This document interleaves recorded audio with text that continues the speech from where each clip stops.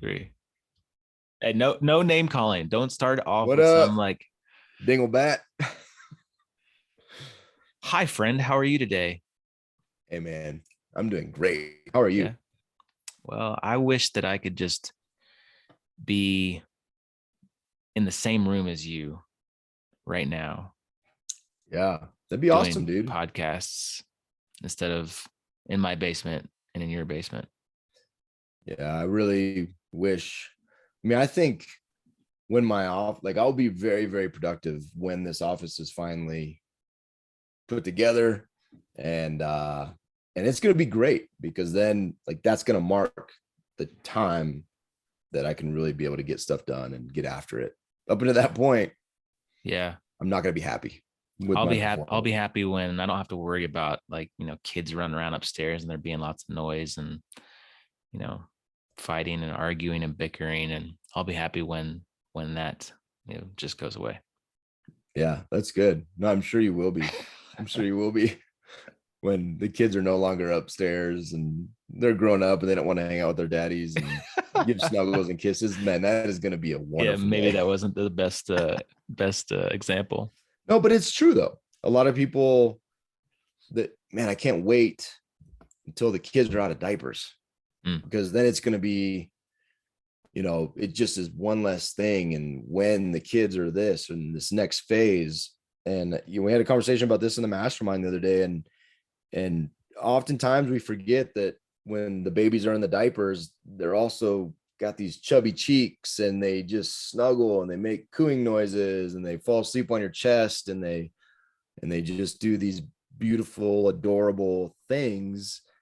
And a lot of times, as you're taking the diapers phase out, some phase also goes away. Yeah. And we sometimes get lost in the moment. We get lost in the poopy diapers of life. And yeah, nobody loves a poopy diaper, but a poopy diaper also has a lot of other implications, Like what? like little babies filling diapers with poop. Yeah, man, we are having a good conversation, and our buddy Russell Kimura, just straight up, called this other guy out, and he was just like, "Dude, stop saying I'll be happy when I stop doing poopy diapers. Why don't you say I'll be happy while I'm doing poopy diapers and embrace it and find joy in it?" And dude, like I was just an innocent bystander just listening in, right? And I was Yeah. just like, whoa, you Yep. know? That's And how it we was, frame our language, man. It's how we yeah, frame, people want to, they don't want to give the importance to the stories we tell ourselves, to the narrative, as Dave Perez in the group called it too, right? He had this blog and he broke it down and talked about the importance of these things. Again, another member, we're just listening. We're just bystanders listening to these conversations, and I'm obviously engaging in them. But there's these simple little things that you take away from other people's perspective, which makes these groups so powerful, right? Because you bring your perspective and you think you're right until you get some better data. And someone says something like, hey, be happy while, not be happy when, because when comes, there's also going to be there's going to be whatever the equivalent of a teenage poopy diaper is. That's what you're also going to be living in, right? yeah, And so it's not, you're going to miss so much. And when you wish your time away, you're also wishing away a lot of other things. You're wishing away, whatever it is in the phase that you're in. Like, I can't wait till I get out of the military. I'm so tired of staff work. Well, yeah, but is there anything like leadership opportunities that you're gaining from the relationships you're building? Most of the relationships you have, even in a sucky staff job, dude, Sixth Fleet, 100% staff job. And yeah, I have some of the best. You were there, which was freaking awesome. And I made some of the best relationships that to this day, that was a decade ago, that I've ever had yeah, because of that staff. So it's not, and if I would have missed the opportunities while we were in Italy to go to Croatia and Greece and all these places and travel with these families, we went to Chamonix. Dude, how painful was Chamonix with the kids? Yeah. our It was little challenging. ones. It was It was challenging. challenging, right? But how awesome was that trip, dude? I'm still thinking about that fondue dinner that we had, like the table just full of people from Yeah. all over the place, dude. Like And the you snowboarding miss was so pretty much. rad too. What's that? And the snowboarding was pretty rad too. Yeah, I almost died Yeah. because I don't remember when those clouds came in. If you remember, I was up in the mountain by myself, and Yeah. that was horrible. But even that was a great experience. I sat in the snow by myself for a while, contemplated life because I didn't know if I was going to have it for You're much like, if longer. you're like go off of a cliff edge. Dude, that was scary. Yeah. But yeah, man, it was I just think those simple words, like you said, just completely, it changes the story I tell myself, not only about myself and to myself, but about my kids.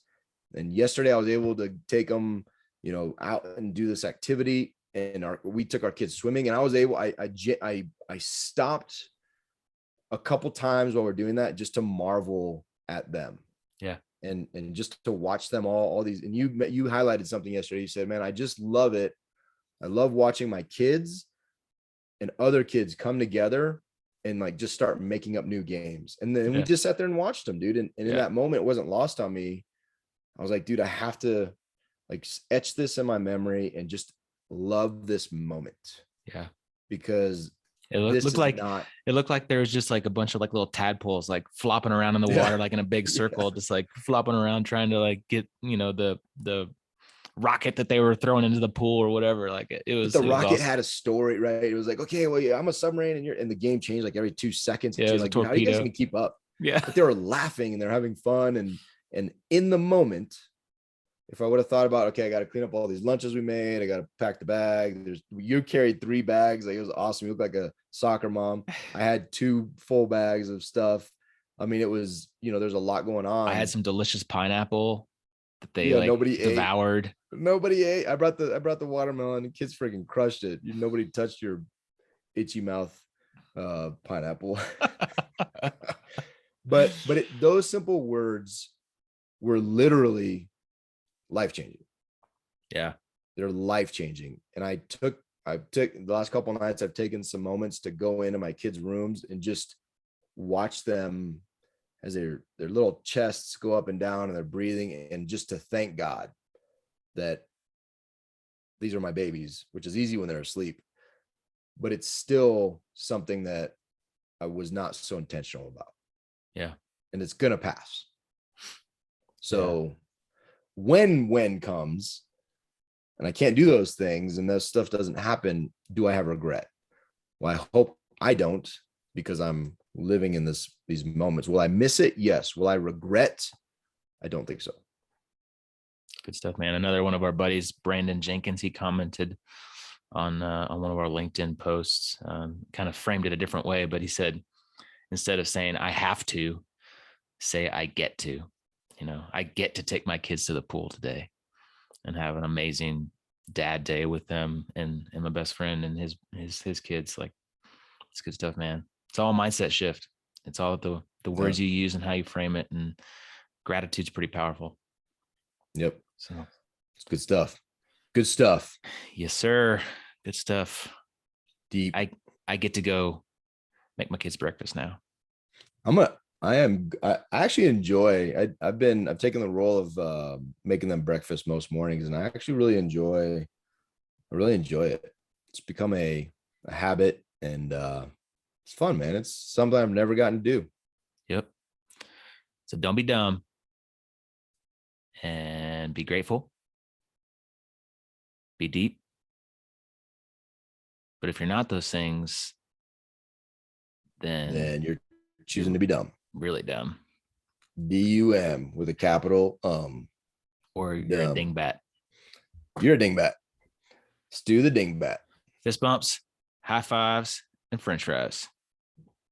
Oh, I thought there was a head bonk in there. See ya. Peace, my friend.